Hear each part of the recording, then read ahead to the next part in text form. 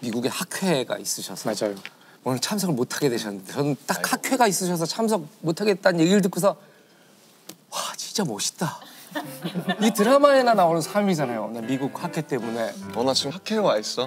이런 거잖아. 멋있다. 그래서 오늘 깜짝 손님 한 분을 모셨죠. 예. 야, 우리 남준 씨가 엄청난 팬이라는 바로 그분 광팬입니다. 소개해 주시죠. 정석영 작가님께서 와주셨습니다. 네, 반갑습니다.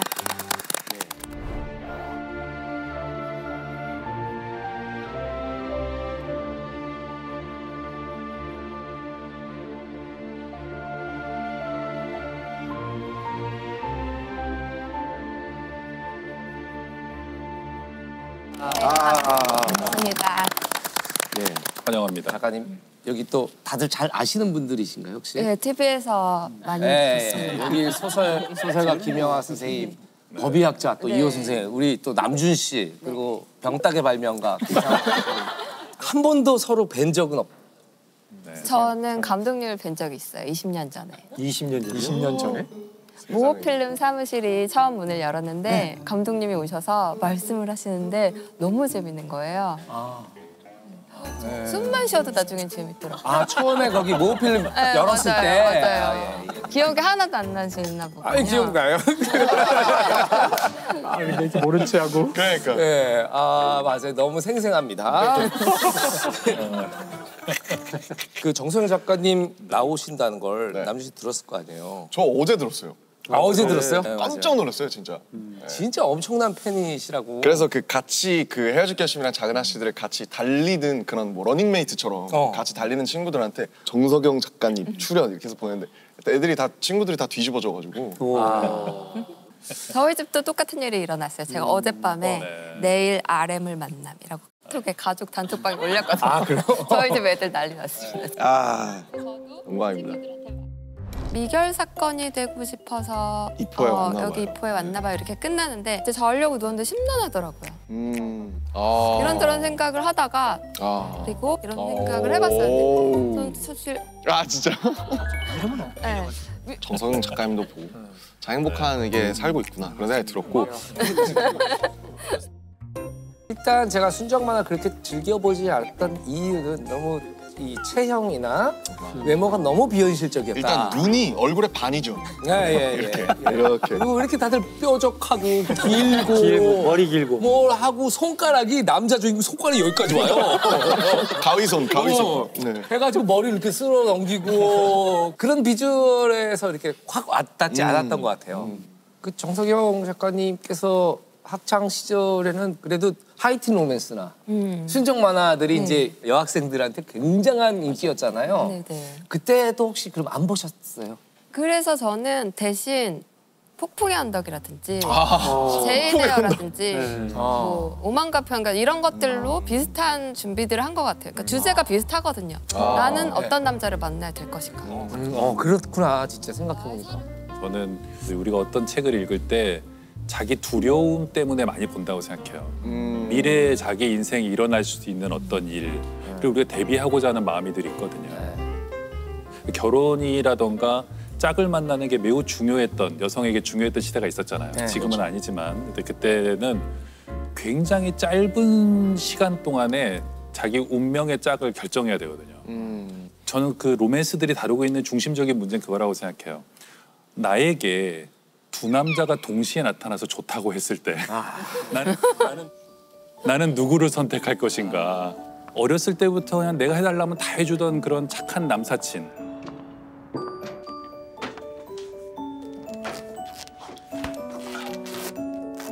성도. 성질은 굉장히 더러운데 얼굴은 잘생기고 알고 보면 어두운 상처를 갖고 있는 실장님. 이 둘 중에서 나가요. 둘 다 나를 좋아할 때 나는 어떤 선택을 해야 할 것인가. 물론 이런 일이 일어나진 않겠지만 저는 선택의 문제가 되게 중요하다고 생각했어요. 그 여성들에게는 시간이 많지 않았고 그걸 현실에서 경험한다는 건 너무 위험한 전략이거든요. 근데 이거를 이제 이야기를 통해서 미리 경험하고자 하는 시뮬레이션하고자 하는 그런 게 있었다. 오늘 정석영 작가님께서 나오신다고 해서 가장 궁금했던 것이 또 작품 속에서 다양한 캐릭터들을 또 창조를 하셨잖아요.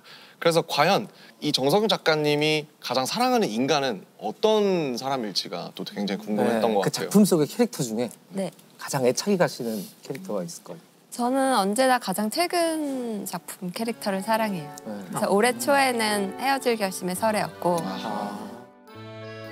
규동술 씨 아내 송설아입니다. 중반쯤에는 작은 아씨들의 인주였고 아하. 오인주, 세상에서 가장 중요한 사람.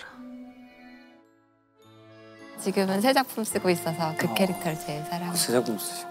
저도 소설 중에서 어떤 거를 추천하고 싶냐면 늘 최근작을 추천합니다.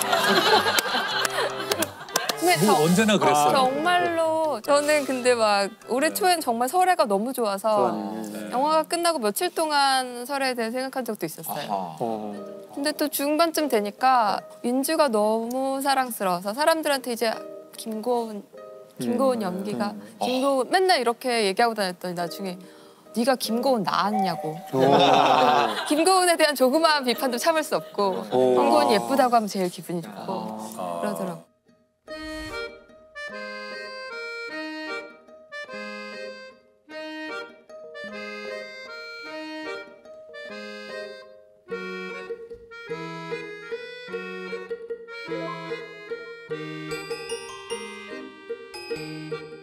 당연히 다 선생님들 저 가장 최근작이신 그 작은 아씨들은 보셨겠죠? 봤어요. 안 보신 거 봤어요. 네, 저는 보려고. 아니 제가 교수님 드라마를 이렇게 못 당황하신 거 처음 보는데? 일단 대단하시다. 예.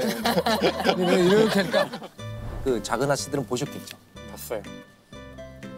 보였어요? 안 보신 거 봤어요. 네, 저는 보려고. 그러니까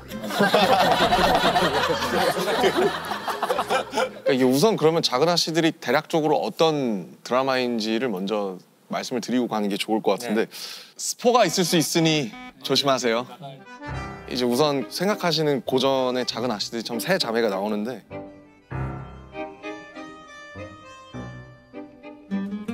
굉장히 가난했던 자매들이 이 우애와 그런 어떤 의지로 대한민국에서 제일 부자이고 센 그런 가문에 700억 원을 횡령하는 그런 이제 거대한 사건을 휩쓸리면서 좀 벌어지는 이야기고요. 어떤 면 때문에 그런 그 뭐랄까 인간들 혹은 캐릭터들을 사랑하시는 것 같으세요? 저는 캐릭터들을 만들 때 그 캐릭터가 가진 결점들에 대해서 먼저 생각해요. 결점. 우리가 사람을 사랑할 때 어떤 장점 때문에 사랑하는 것 같지 않거든요. 어떤 캐릭터가 가진 결점을 우리가 받아들일 수 있을 때 결점을 정말 싫어하는 사람을 사랑하기는 힘든 것 같아요. 그렇죠.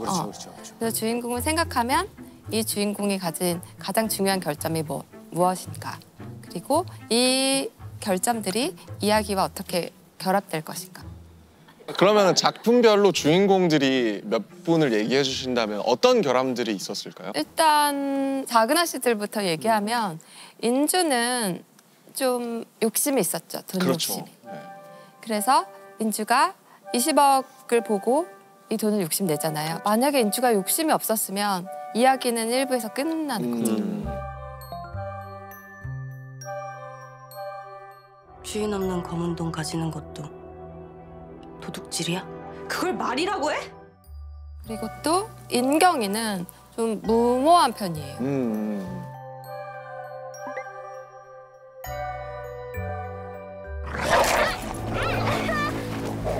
아무리 그래도 걔한테 일부러 물리면 어떡해. 안 그러면 우린 그 집에 들어가 보지도 못했어. 이내는 자기만 알아요. 그래서 난 이 집에서 언니들처럼 사는 것보다 효린이 내서 한여로 살고 싶어. 뭐? 사실 결점이 없는 캐릭터가 등장하는 드라마들도 있죠. 아주 힘이 있는 변호사. 이제 요새 흔히 이제 사이다를 주는 플롯들이 있는데요. 빈센조 말씀하시는 거예요? 네. 이렇게 구체적으로 네, 그런 빈센조 같은 종류의 이렇게 캐릭터. 무적 캐릭터들도 있어요. 근데 네. 저는 인물이 헤쳐나가는 이야기가 이제 네. 길 때 외부의 사건들에 대항하면서 인물들이 이겨나가는 이야기도 있거든요. 이런 경우 이제 이게 사이다 플롯이 되죠. 네. 근데 저는 제가 쓰는 플롯들에서는 선택들이 이 이야기를 만들어가면 해요, 늘. 그런데 이 선택들은 자기가 가진 결함에서 나온다고 생각하거든요. 그래서 이 사건, 외부의 사건과 이 사람의 결함이 결합할 때 이야기가 비극적이 되거나 아니면 또 이야기가 더 커져나갈 수 있는 사건이 되는 거죠. 그래서 캐릭터가 가진 결함이 이야기에선 좀 필연적인 것 같다는 생각을 저도 해요. 결함이 중요하다고 생각하는 게 사실 그 파인만이 파인만 좋아요, 저. 아까 저희가 그 파인만 이야기할 때에도 똑똑하고 훌륭한 물리학자는 정말 세고 많거든요. 근데 유난히 파인만이 꽂히는 이유도 이 사람이 가진 어떤 의미에서는 결점이죠. 물론 본인은 결점이라고 생각하지 않을 수도 있지만 우리의 통상적인 상식으로 봤을 때에는 많은 결점들이 있거든요. 뭐 학수저라든가 아니면 뭐 교양이 없다든가. 근데 그런 것들이 이 사람의 진정한 저는 매력의 포인트라고 생각을 하기 때문에 결점을 보고서 고르신다는 게 저는 어떤 의미에서는 매력 포인트들을 먼저 짚어내고 있는 게 아닌가라는 생각이 들어요.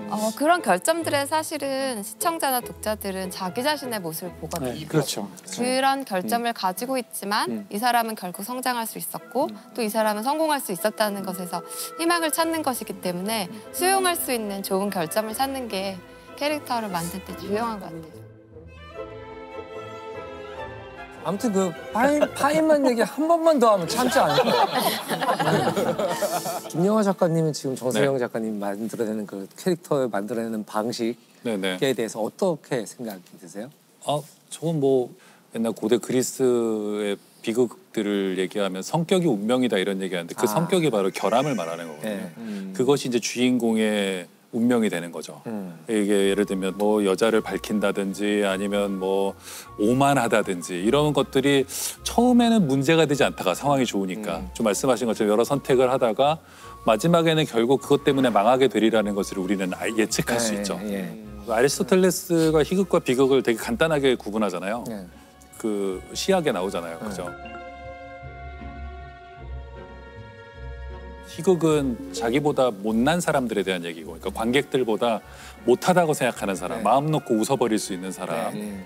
비극은 고상하고 자기보다 더 높은 귀족들이라든가 왕이라든가 뭐 이런 영웅들에 대한 이야기인데, 여기서 흥미로운 것은 그 영웅이 가진 결함인 거죠. 그들조차도 내면의 결함 때문에 파멸하는 것을 사람들이 보면서 교훈도 얻지만 카타르시스도 느끼고 여러 가지들을 생각하게 되는 거죠. 작가님들이 이렇게 주시잖아요. 대본을 이렇게 주시면은 우리는 비주얼로 만들어야 되잖아요. 비주얼. 그래서 작가님한테도 많이 들어요. 이게 어떤 인물인지, 어떤 머릿결을 가지고 있고, 이 사람은 피부 상태가 어떻고 막 이런 걸 듣는데, 전에 작업을 하다 미궁에 빠진 적이 있어요, 한 번. 그러니까 정확히 말하면 작가도 잘 모르고 만들어 놓긴 했는데 그 외모에 대해서, 비주얼에 대해서 잘 모르는데 그때 저희 의상실장님이 그런 얘기 했어요. 제일 헷갈릴 땐 신발부터 생각해 보면 돼요. 이 사람은 어떤 신발을 신고 있나. 신발이 사실 우리가 특정하기 제일 좋거든요. 직업이 무엇인가. 저는 작은 아씨들의 인주에 걸음걸이를 너무 사랑했어요. 시나리오에는 그렇게 걷는다고 되어 있지 않거든요. 인주는 언제나 당당해 보이려고 애쓰며 걸어요. 맞아요. 예를 들어 이제 부잣집에 간 동생을 데리고 걸어 나올 때 갑자기 고개를 빳빳하게 들고 걷기 시작하죠. 어미닭이 병아리 데리고 나오는 것처럼. 그때 동생에 대한 책임감이 느껴지고, 몇 번씩이나 그 집에 들어가야 할 때마다 용기를 잃지 않으며 걸으려고 하는 게 늘 느껴져요. 그때 왠지 짠하네. 그리고 살인자인 걸 알면서도 누군가를 만나러 갔을 때 그때도 힘차게 걷죠. 그런 것들은 시나리오에 써있지 않거든요. 배우가 저는 늘 걸음걸이에서부터 목소리 높이에서부터 캐릭터에 접근한다고 느낄 때. 그 배우가 소화해낸 건가요? 네, 그렇죠. 배우가 오랜 고심 끝에 만들어낸 걸음걸이에요. 근데 그게 항상 뭐랄까, 시나리오 작가를 하시면 본인이 상상해놓은 무언가가 있지 않으세요? 제가 작가면 그런 상상했을 때 뭔가 이렇게 뭔가가 맞지 않는다고 느껴지면 좀 힘들 것 같다는 생각이 들거든요. 아니요, 저는 인경이도 사실 제가 생각한 인경이가 좀 달랐어요. 저는 인경이가 좀 차갑고 건조한 캐릭터일 거라고 생각했는데 막상 본 드라마에서 너무 열정적이고 당차고 예, 아주 패기 넘치는 캐릭터였어요. 뭔가 자기 일에 대해서 뜨거운 사랑을 가지고 있는 캐릭터. 제가 너무 그게 예상 밖이어서 괜찮나? 이 길로 가는 게 맞나? 그렇게 생각했는데 인경이는 점점 차가워지는 캐릭터더라고요. 마지막에 그게 더 뜨거워지는 게 아니라 자기애가 진실에 다가가면 다가갈수록 단단해지는 캐릭터였어요. 저는 그게 배우와 감독님이 만들어낸 캐릭터 해석이라고 생각했는데 그게 실제로 연기하고 실제로 다른 사람과 자기 캐릭터로서 대화를 할 때 그런 것들을 알아차리는 힘이 생기는 것 같아요. 그리고 어느 순간에 이 최초 창작자인 작가님의 손을 떠나는 순간에 이게 이제 생물이 되잖아요. 얘가 끊임없이 진화하고 그리고 심지어 그걸 현장에서 연출하는 감독도 그렇고 배우도 이 생물이 어떻게 진화할지 몰라요. 왜냐면 그 생물은 전파를 타고 사람들의 마음속에서 벌써 살아서 막 움직이고 다양하게 변종이 되기도 하고 막 그렇거든요. 되게 결점이 많은 그 캐릭터들을 만들어 오셨는데 그 중에 대중의 사랑을 유독 좀 가장 많이 받은 캐릭터가 있을까요? 저는 헤어질 결심의 설애인 것 같아요. 역시 그런 것 같아요.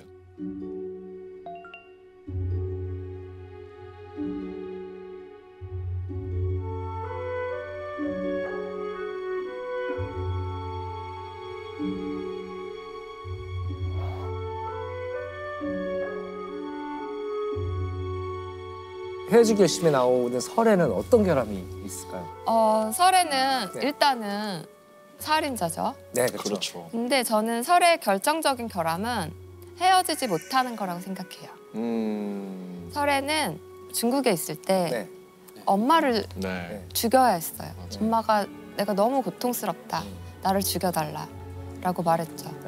근데 엄마를 죽일 수 없었지만 엄마가 너무 괴로워하기 때문에 엄마가 죽는 걸 돕게 됐어요. 이게 헤어질 수 없는데 자기가 헤어진 거죠. 저는 사실 이게 설의 이야기의 시작이라고 생각해요. 근데 이런 일을 겪은 사람은 저는 제 생각에는 이거보다 더 큰 일을 겪지 못할 것 같아요. 자기 손으로 가장 엄마를. 사랑하는 사람을 죽여야 했던 상황.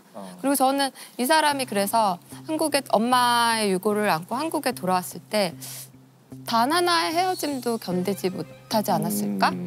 그런 생각이 들었어요. 헤어지느니 그대로 박재화에 대해서 내가 갖고 있겠다. 그러게요. 그러니까 영화의 제목은 헤어질 결심인데 정작 누구와도 헤어지지 못했던 그런 이유 때문에 플롯이 진행이 되고. 근데 사실 저 재밌었던 게 또 한 가지는 이 제목이 이제 헤어질 결심이잖아요. 그러니까 사실 그 남녀의 관계에서 헤어지는 것은 결심할 수가 있죠. 그러게. 근데 이제 만나는 결심은 할 수가 없거든요. 네, 맞아요. 만나기 전에는. 저희 영화에는 거기에 대한 표현이 나오죠. 그래서 사실 전에 그 김영하 작가님이 저한테 추천했던 소설이 있었어요. 기억나시나요? 여러 번을 추천했던 것 같은데요. 그건 저한테 정말 정색하고 꼭 보라고 했던 소설이 여러 권 있었던 것 같은데요.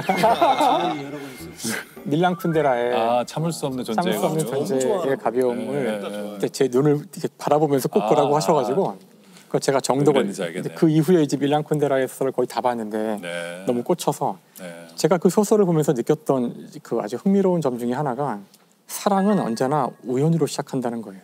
그러니까 우연으로 시작하지 않은 사랑은 그 안에 그 두 사람이 사랑이라고 느끼지 않는다는 거죠. 그러니까 이것이 다 짜여진 각본대로 아니면 일어날 일이 일어난 거는 이건 별로 중요하지 않거나 운명적인 만남이 아니라고 생각을 해서 끝없이 그 만남이 우연의 만남이기를 기대한다는 거예요. 그래서 근데 사실 이제 물리학자가 보기엔 그냥 랜덤 프로세스죠.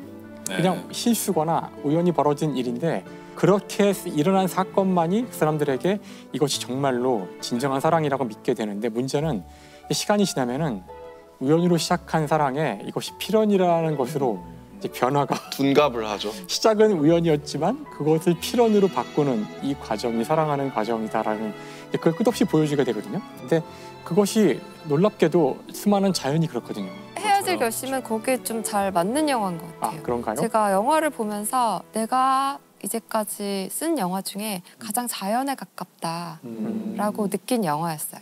내가 의도해서 쓴 대사 이런 것들을 비껴나가는 연기들이 너무나 많고 그 장소가 주는 느낌들 그것 때문에 씬이 바뀌는 경우가 많고 마치 제가 결말을 모르는 사람 같았어요. 결말을 모르고 충격을 받은 사람 같았어요. 그러니까 던져놓은 걸 시작으로 해서 진화가 돼간 거군요, 스스로. 네, 자기 조직화되는. 네, 맞아요. 그래서 저도 그런데 관객들도 역시 이 영화가 가지고 있는 자연의 힘 같은 거대한 힘을 느끼겠구나.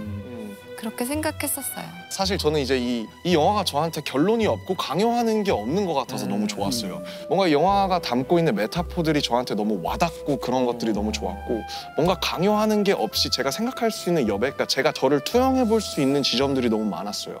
내가 혜준이라면 어땠을까? 내가 설애라면 어땠을까? 그런 것들이 계속 하는데 근데 결론적으로는 뭔가 저 나름의 결론을 제가 만들면 되는 느낌. 네. 제가 남중근을 처음 이렇게 본 이후로 이렇게 폭주하는 경우를 뭐 거침이 없고 막 폭풍처럼 보이시는 거예요.